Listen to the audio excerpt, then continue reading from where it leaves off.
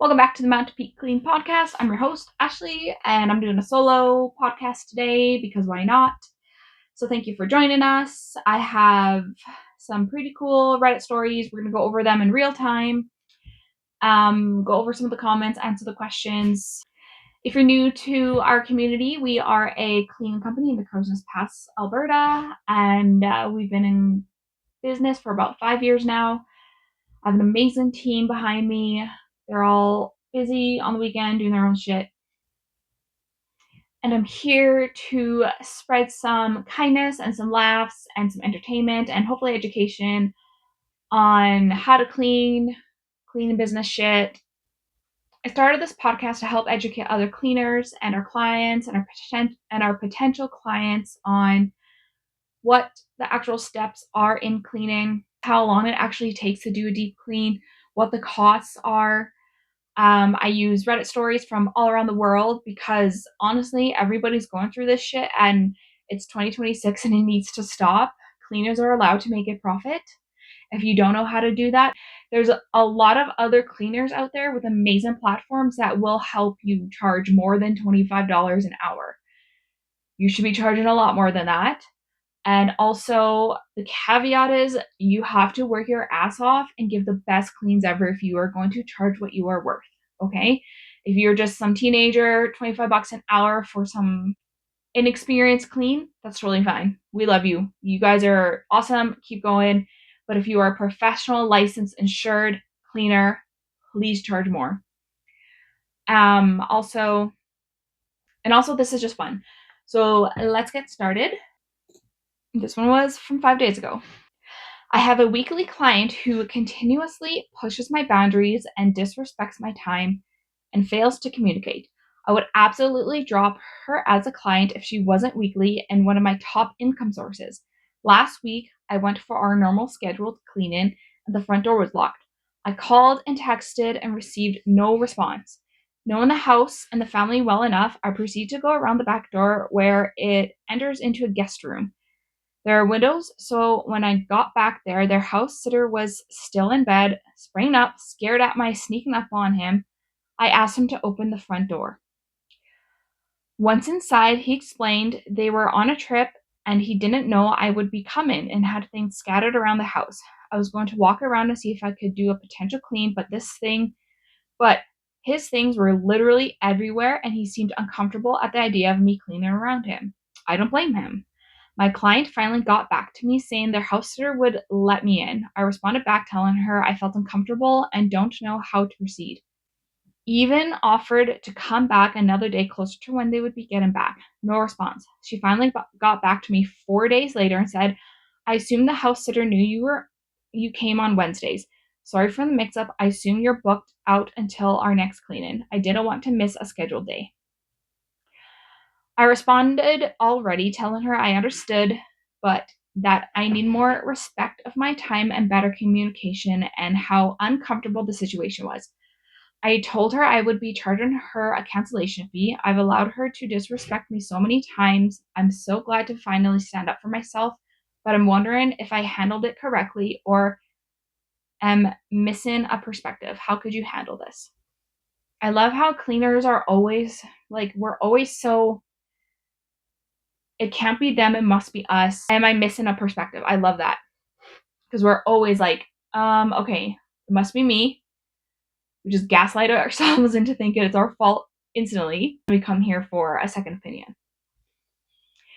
This commenter said, good for you for charging a cancellation fee. And then the OP said, why don't I feel good about it? LOL. Because it's hard. It's hard. If you've never set boundaries before, it's really hard to set boundaries. Or maybe even setting the boundary is easy, but the feeling that comes with it can feel like not yourself. You don't feel good about it because you're a human being that doesn't want things to come to this. It's normal.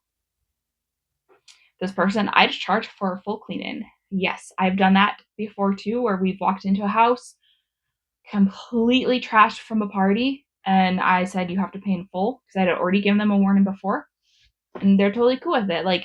They'll respect you if you respect yourself. You need to make her not your main source of income. today. Get too easy by weekly customers to replace her today. OP says, thank you. I have issues asserting boundaries.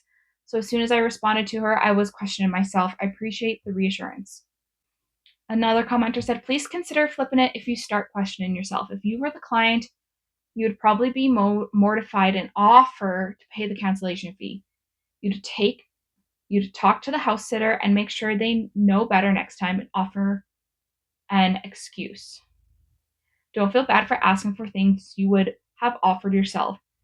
It isn't your fault they didn't offer you, and you had to ask for it. It is theirs. So one thing that I decided to do in my business, because money and asking for money was such a personal thing, and it needs to be not personal if you want your business to succeed, was I wrote out terms and conditions and I made them the business. The business has these terms and conditions, and you must follow them in order for us to have a professional relationship. And it takes the weight of being the bearer of bad news off your shoulders. Another commenter says, I personally would handle it by putting her on notice. This is how I make my living. Customer knows the schedule, and it's on her to coordinate her house sitter or whoever else to ensure that I can get in. I can't earn and keep my responsibilities paid. I start to look at the customer differently, and they aren't long for my world, and they aren't long for my world once there's a pattern of thoughtlessness. Yes, so it's usually a pattern. If you've ever mentioned anything to this client about a cancellation fee prior, like when you started, I would not hesitate to charge that fee. With the price of gas these days, there's no way she should have let you go over there without making sure that her house sitter was aware you were coming and would be okay with it. This person isn't only disrespecting you, but the house sitter as well. I do house sitting also in addition to cleaning, but only for friends. Anybody who would come over, I would probably know them, but I would still expect to be told if anyone was coming into the space that I'm occupying while I'm on the job.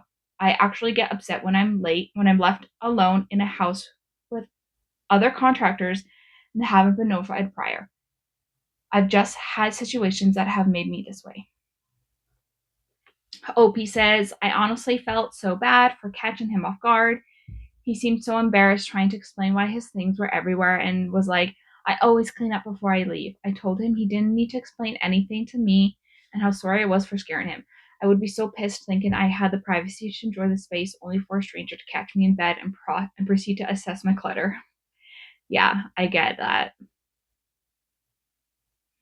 Another person says, I'm a cleaner and I also house sit and had this happen to me. Cleaner showed up and my stuff was everywhere. I thought they were coming on Thursday and not Tuesday. And then they proceeded to start to do dishes I had left in the sink. It was horribly embarrassing. I just left for a few hours. Yes. That you get when people come over unexpected and you haven't cleaned your house yet or decluttered. I don't know why we get that feeling. We're living in our houses. It should look like that. There are going to be dishes in the sink. And the beds might be unmade still, and there will be a pile of laundry. That's okay. I don't know, what Stepford housewife bullshit we were indoctrinated with at some point in our lives that made our moms think that, their moms think that, we think that. That's why I don't clean up before videos, so that you guys can see what it actually looks like. Yeah, so charge a cancellation fee. I do. I give people 24 hours notice, or I ask people to give me a 24 hours notice prior to if they have to cancel. If they cancel day of, they still have to pay for that whole clean. The whole clean. It's not even a cancellation fee. It's because A, now there's lost wages because I have staff and lost wages for myself. B, we've already put all the material together, washed the cloths. You are paying the whole clean if you cancel on us last minute. And believe me, my customers love us so much, they do. They either don't cancel on us or they're like, yep, charge me anyways. I don't want to lose you as a cleaner. So fucking thank you. And it also stops the people who cancel all the time. They either stop canceling all the time or they just fire you and they pick somebody else who has a little bit more leeway with that stuff. Do yourself move-in cleaning. Okay, this is from the subreddit Our Housekeeping, and so was the last one. I'm moving into a small rental apartment with small patio. The building was built around 1980. The landlord told me that the carpet is new and it does look new and clean. The apartment has been vacant for maybe a month, and I think the landlord did hire someone to clean it. But like, I do my own cleaning before I move into a new place. The kitchen is updated, but not the bathroom. The bathroom skeeves me out a bit, unfortunately. The closets have that white coated metal wire stuff. The apartment has tons of cabinets, some of them very deep. I plan to clean every shelf before I place my stuff into it. Do you have any tips on what areas I might focus on? Do you have any tips on how to speed up the process of cleaning a ton of cabinets? How would you clean that white wire in the closets? I appreciate your time. Thank you. Aw, this person, I love this person. Let's see what the commenters say. I am a professional house cleaner of 18 years. For the wire rack style shelving, I'd use disinfectant spray, get the clear and free to save your nose, then wipe with your cleaning towel. Remember to let the cleaning agent sit for a few minutes to really disinfect. For me personally, I saturate the entire area around the toilet, the cabinet edge facing the toilet, the walls behind and around the toilet, spray the toilet itself, get in under the bowl where dribbles can run. For the walls, if they're flat paint, don't saturate per se, but spray your cleaning towel and wipe them down a couple of times, allowing for dry time in between. If you got satin or high gloss paint, then go crazy with your spray. If by chance you have hardwood or laminate flooring, don't go nuts on that saturation for obvious reasons. For the cabinets, get some rags and mix a half bucket of water with a little bit of Dawn dish soap or all-purpose cleaner. Use wet rags and clean cabinets top to bottom and left to right. If there's a lot of crumb or small debris in the cabinets, use a vacuum attachment first and vacuum out before wiping down with a wet rag. You can also use rags and bucket mixture for wire rack and closet. Use disinfectant in the bathroom, specifically for the toilets and showers. I like pretty much everything that is said. I would probably skip the disinfectant stuff on the wire racks too. Unfortunately, those take a long time. They're like white wire racks, and you have to wipe every single one individually. If you wipe them all, you don't get the edges and you don't get underneath. So, do you have any tips on what areas I might focus on? So, my tip would be for us when we do move in and move out cleans, we try our hardest to focus on the spots that suck in air. So hood vents, pretty much any vent, the fan above your shower.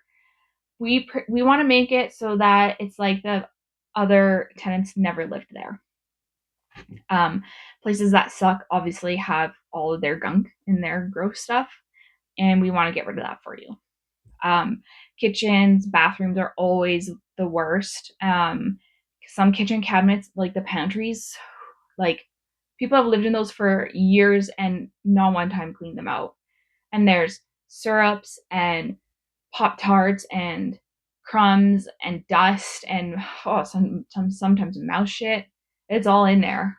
Do you have any tips on how to speed up the process of cleaning a ton of cabinets? I like the idea of the Dawn dish soap in the bucket.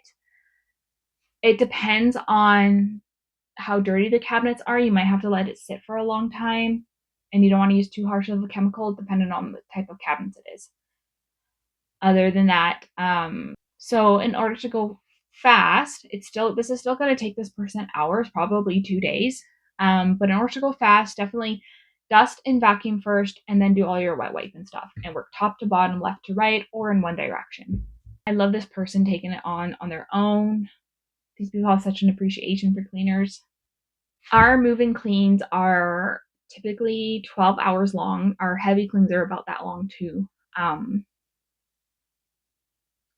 There's When I first started this, I would underestimate how fast I could do things in, and I would I would try to be there as early as I can and stay as late as I can. Sometimes I'd be out there at like 7 in the morning and leave at 5:30.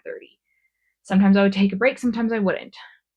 Um, Sometimes I'd have to come back the next day, and pretty much every single time I had to come back the next day. That was a lot of work, and that was when I didn't have any systems in place. So now I actually have systems in place, and it does go by a little bit faster, but it almost makes it so that we can spend a little bit more time on the details of things. So we're not just going and doing things super, super fast and getting out of there. Now, instead of spending 3 hours in a bathroom, I can spend 1.5 to 2. And then that extra half an hour, I can spend on detailing the cabinets and making sure those are all done. So it's kind of fun doing this by myself, but also kind of weird. And my cat came up here, so that's kind of nice. Okay, this is our housekeeping, and it's called Pricing for Residential Cleaning. Hi all, I have been working as a residential cleaner in Pittsburgh, PA for about 6 years, and I keep second guessing if I should increase my pay.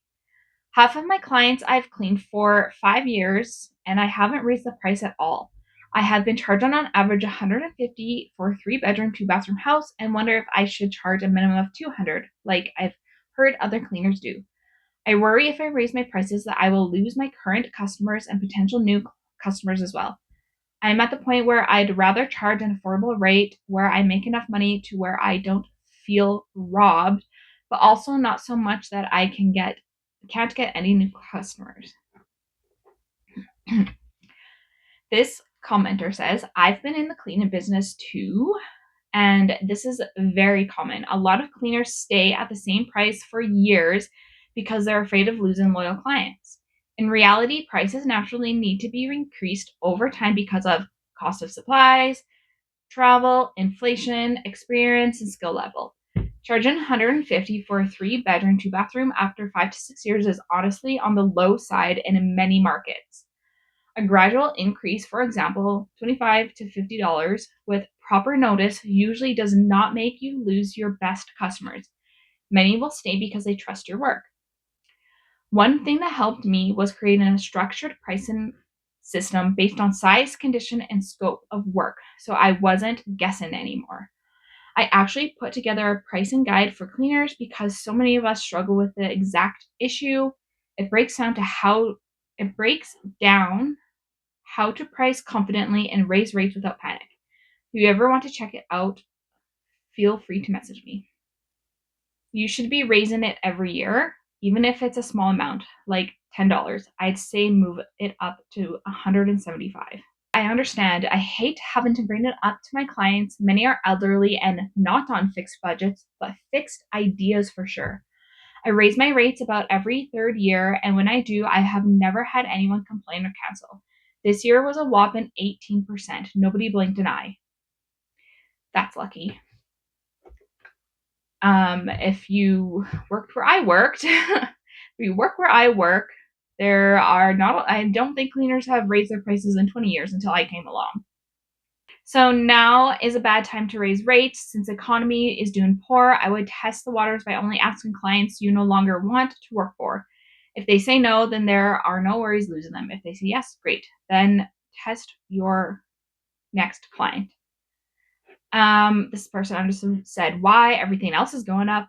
And then the same guy said, not everybody's pay is going up. Less than 3% bump where costs of good jumped 20%. I'm not even including gas.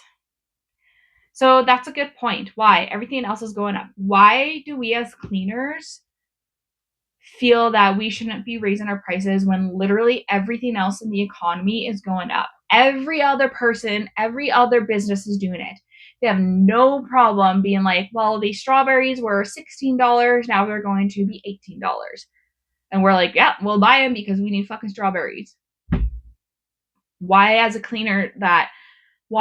it as cleaners we don't feel like our services deserve the same thing? And let's take the emotion out of it. It's just business. Businesses need to keep up with the cost of things. And that also means that they need to increase their prices. And if you have clients that don't believe in that, then that's fine. Those aren't your clients, send them off. You're literally looking for the 1% of people who will actually can look at you and your crew, calculate how much time it's going to take and how much you're going to pay them and the cost of all the stuff you bring, and put profit on top of that. That's like 1% of the population that actually know how to do that. And I wasn't one of them before. I didn't know about payroll liabilities. I didn't know that the business paid them for the client. I didn't know that the business paid the staff's payroll liabilities. I had no idea until I got staff. So I get it. People don't know those things, and that's why we have this podcast to educate them. Are you charging by the house or by the hour? OP says by the house. Commenter says, personally, I charge by the hour and it seems to be effective, but now it is perfect time to up costs. Things aren't as cheap as they have been. Plus, if you've never given yourself a raise, do it. The clients who love you will understand. OP says, I tried charging by the hour, but I'm very efficient and typically get done in 2 to 3 hours. So I don't make enough money that way. Commenter says, understandable. Definitely consider giving yourself a raise though. Even $15 per house adds up. I like that too. Once you've been cleaning a house for years and years and years, the amount of time that it takes to clean the house goes down, but your pay also goes down if you're charging hourly. And then a house that used to pay you $170 to clean their house is now only paying you $75 because you've cut the time in half. So yeah, that's when you want to go from charging hourly to charging per house. And usually, let's be honest, this is how you do it, guys. You take your costs and this is how I do it.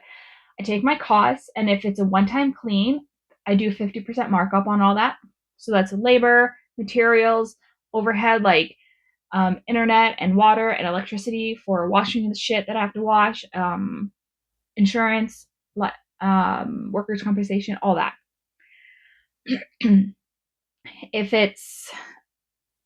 And then after that, if people buy a maintenance package from me, then I do a 20% markup from there. That's normal. Most business people will look at that and be like, yeah, I got you. It's similar like service industries. Some of them people look at and they're like, oh yeah, I can see why it costs that much. And other people look at it and they're like, fuck you, you don't deserve to make a profit off of me. I don't know. I personally am happy to pay anybody who does anything for me, no matter what it is. Like, I'll happily pay it. Even if they do a shitty job, I'll happily pay it, and then I'll just find somebody else or do it myself.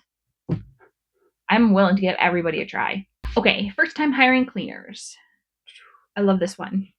Hi, I'm 37 weeks pregnant, and my husband hired a one-time home cleaning service per my request. I had mentioned wanting a deep cleaning before our second baby gets here because being this pregnant and already caring for our toddler has made regular cleanings almost impossible. In January, my husband and my son are in Arizona, so while I still had the energy, I spent the week deep cleaning, nesting, and organizing our home. Obviously, it did not last long after they got back, so I'm excited to have the cleaners come in before I deliver in 2 weeks. My main concerns are the kitchen, our 2 tile bathrooms, a deep cleaning of our wooden floors, which is 1,300 square feet. My husband won't be home for the initial walkthrough, so I'm unsure of what to ask for and how without sounding annoying and nitpicky. In the consult call she said she had with my husband, she said the walkthrough, what the total cost will be, but on average she's thinking $250 to $300. Does this sound all right? No. She's gonna not clean that house. Other people said sounds normal in terms of money. You should point out the areas you're most concerned with: glass doors and showers, tiles, window frames, skirting boards, and fans and lighting fixtures, etc. My my 1,750 square foot house is $450, and I think that is super reasonable. She brings 5 to 6 people for 3 hours, and they clean everything, top of kitchen cabinets, except I notice a few things after they leave, but they get so much done that I fix what I see and keep my mouth shut. I try to have them come every few months. Okay, like this is already where the problem is. $450. Let's be conservative and say that she brings 5 people and they're there for 3 hours. Okay, so $450 divided by 3 hours is $150 an hour. Divided by 5 people is $30 an hour. Minus expenses, which is probably, it's gotta be $30. Like, this person's making no money. Or they're not legal. This is why it drives me crazy, because I see posts like this and then I'm like, oh yeah, okay, 450, that I could do that. I could do 12 hours for $450. Are you fucking kidding me? That is not reasonable. The money is not reasonable. This lady's 37 weeks pregnant. She's gonna pay $250. And okay, say they are as good as this $450 person. They're still getting ripped off as cleaners. They're working their ass off, giving really good cleans with a couple things here and there that they miss, like we all do, and walking away with, like, man, they're walking away like $4 an hour. They're walking away with like $4 after all those expenses. So they mustn't be legal. That's the only thing I can think of. They're not paying taxes. Okay, so you're not going to sound picky if you tell people exactly what you want. What I don't like and what is a red flag for me when I go do a walkthrough is clients who walk me through their house and in every single room they say, I just need that chair cleaned. I just need the floors cleaned in here. I just need that toilet cleaned in there. Then I already automatically am thinking, we're coming to clean your whole house. You only want specific parts cleaned because you don't want to pay for it, but you still want us to come clean your house. So do you think that we're just going to do stuff for free? Do you think that we're just literally going to walk into a house where the whole room's dirty but only go and clean the windowsills?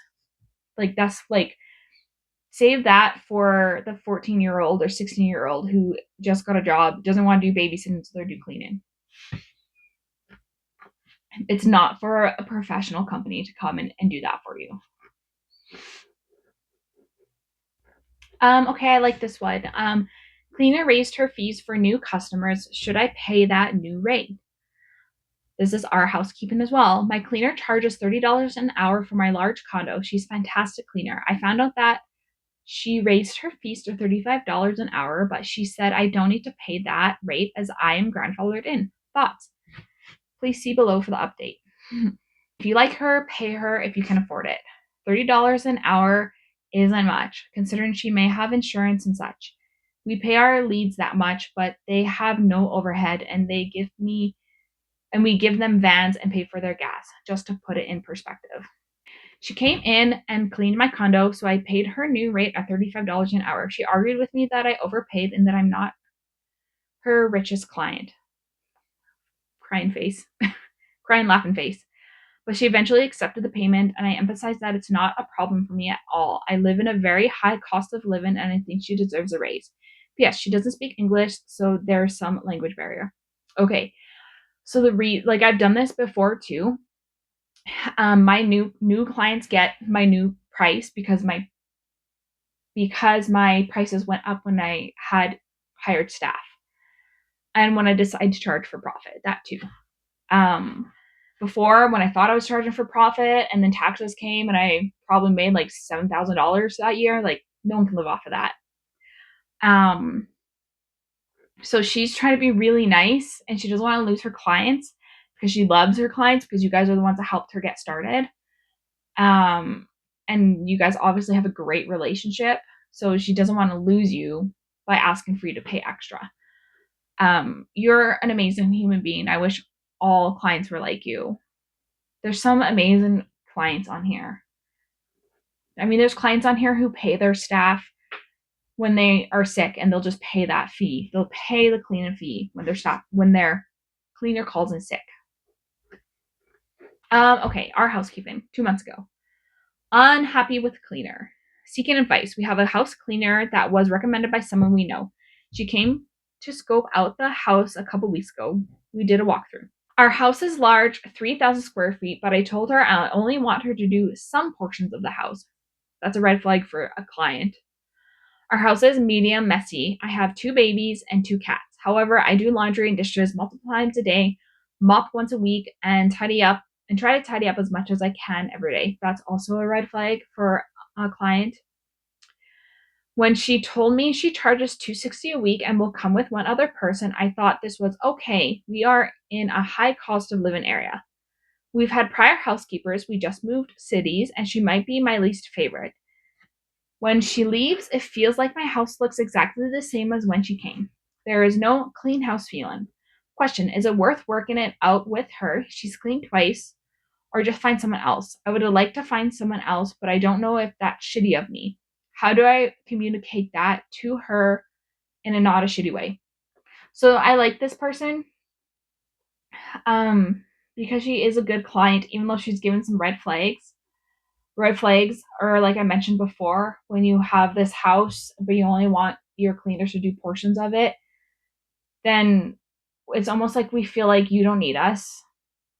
Like, why are you even hiring us if we only have to come and clean one bathroom? It's not worth it for us. And then when you say that you clean, it's not that dirty. It's only medium dirty. I have had clients say that their house isn't dirty at all, and you walk in and they either lie to you or they have no clue. Or once you do clean their house, after they say, I had no idea it could be this clean. So I would just, if you're gonna hire a house cleaner, don't try to make it sound less work than it needs to be. Like, it's going to be a lot of work, whether it's a level 1 clean or a level 10 clean. It's going to be a lot of work. If she's not, so that could be why she's not cleaning up to your standard, because the communication gets really foggy and messed up when you walk into a house and you're like, hey, I'm going to clean this whole house. And then the client's just like, well, just this part and just this part and just this part. And then like you literally like, like why am I even here cleaning? Can you articulate what a clean house feeling is? Also, the whole house isn't going to clean feel if you're only asking her to clean certain areas. Sure, that makes sense. I ask her to not do the upstairs, but the main living area and kitchen should feel clean. To me, this means the clutter is handled, put where they belong, which is something I asked her to do on our walkthrough. Told her I'm happy to answer questions since she's new. All the clutter is still here. My kid toys are still on the floor instead of in their rooms. My shoes are thrown into the closet. Literally, they are not standing up straight. And many more examples of this. It kind of sounds like the cleaner also had expectations of what she wants to do in a clean, and it's not the declutter. And like, we don't declutter because we want to clean the grimy stuff. So that could be it, where instead of her, and she needs to communicate that with you at the walkthrough, she should have said like, we're not going to declutter. But then she wants to make the sales, so then she's like, yeah, sure, we'll declutter. I see several things from what you wrote. Most cleaners start with a deep clean in as much higher rate, and after that is done, they then do maintenance cleaning for the rate you're paying. In other words, they skipped the deep clean and went straight to maintenance cleaning. Not sure why they did this, but I would ask them to do deep clean first and maintenance clean. And then a maintenance clean. And OP says, okay, this is very helpful. I was wondering if that makes sense, or just have her come once a month to do a deep clean, and I'll just keep cleaning every week as normal. I just want something to put all the clutter. I just want someone to put all the clutter away. A lot of housekeepers don't put clutter away. I cleaned for 2 different companies. We never put away clutter. We were there to clean the floors, windows, wipe counters, change bedding, and clean the bathrooms. If there was stuff left out, we wouldn't clean. You might need to ask her if she has the same policy as those companies I worked for. My guess is that she probably doesn't want to do the clutter, and she said yes because she wanted to make the sale. I think it's pretty unusual for a housekeeper to deal with clutter. They are usually focused on cleaning. If this is a big part of what OP wants, she might need to really explicitly ask about it up front while vetting the cleaner. Yes. We don't want to touch your personal stuff too. It becomes a liability as well. There's so much that needs to be black and white, and there's so much that isn't black and white. Like, it's easy for us, like I'm finding it now that I do specific, like I'll do rooms for deep cleaning, and I'll do specific items and rooms and things for, I don't know what I'm explaining. It took me a while to figure out what my maintenance clean was and what my deep cleans were. And I'm still playing with it all the time because so many people have different, like one person might just want this but not this, and one person want this and not this. And do we do that in homes? Yes, we do. But if we do too much of that, then it becomes overwhelming. Then we're not cleaning efficiently. Then expectations aren't being met on both sides. So it shouldn't be this complicated, but sometimes it is. And I'm still so new at the cleaning industry that, like, I'm going to constantly be thinking about this and innovating this shit throughout the rest of my career. Like, there's no, like, this is where it stops and I stop learning. I'm going to be learning, I'm going to be innovating, I'm going to be adding stuff, subtracting stuff, trying to make the best packages for you guys. Most cleaners want to do the best job they can do, but they're afraid to ask for the profit on top of that because they have clients that are constantly talking down to them, saying it shouldn't cost that much. I've had people do that to me. It feels so bad. It feels like you're the bad person wanting to make enough money just to pay your own bills. Like, we're not out here making millions of dollars, guys. Like, that's just not true. And if I was making $1 million, I'd be able to contribute way more to the community than just what I do now, which is a lot. I still do enough. I do enough now, but I wish I could do more. Anyways, I think that we'll stop there. I knew this was going to be a shorter podcast without the banter between. Sorry if it wasn't as funny. My girls are definitely the characters of the stoic one. If there are questions that you have that aren't being answered in this, then let me know. I hope I wasn't too harsh on the client or the cleaner. Sometimes my brain just goes around. And I'm still new at learning how to articulate that to a camera and an audience. So thank you for participating in this and for putting up with that shit. Hope this was helpful and a little bit entertaining, and I'm excited to post this and see what happens from it. If you have a story about a cleaner, or you're a cleaner and you have a story about a client, send them to me. I'd love to have it on the podcast. And yeah, this is really fun to do. And I'm glad that I started doing it, because as much as there are many, many cleaners out there who are also helping the cleaning community, they're amazing and I love them all. We don't always resonate with one another. Even though we like what they're saying, it doesn't always click. So having just another person out there to maybe explain it in a way that helps you process it better, that's what hope that I'm doing. Even if it's just one person, like, I don't care. Like, I've already had people download my stuff and share it and ask questions, and it's actually really nice to be part of a broader community like that. I didn't think that I would like it. I avoided it for a very long time, but I'm glad that I went into it, and it's all because of my clients. It's because of this beautiful community. It's because of my amazing staff that I stay motivated to do this. So I hope you enjoyed this. Share it with your friends and your family. Like, subscribe, comment below. Tell me what you liked, tell me what you didn't like. If there's things that you want me to talk about more, then we can do that. If you want me to bring on other industries onto the podcast that are in our community and learn about them, I can look into doing that too. I have no problem. So yeah, thank you so much and have a very good day.